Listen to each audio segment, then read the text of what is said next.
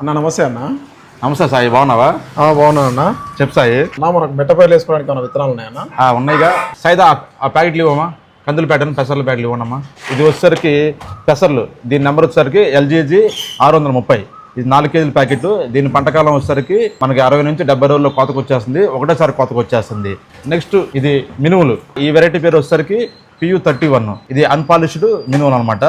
దీని పంటకాలం వచ్చేసరికి కూడా మనకి 60 నుంచి 70 రోజులు అయిపోతుంది. ఇది కూడా చెట్టు మినుము. దీన్ని కూడా మనం మిషన్తో కట్ చేసుకోవచ్చు. తర్వాత వచ్చేసరికి కందులు, అంకుర్ కంపెనీ వాళ్ళి చారు అనే రకం అనమాట. మనకి ఎకరానికి ఈ జూలై నెలలో వేసుకుంటే 2 కేజీలు పడుతుంది.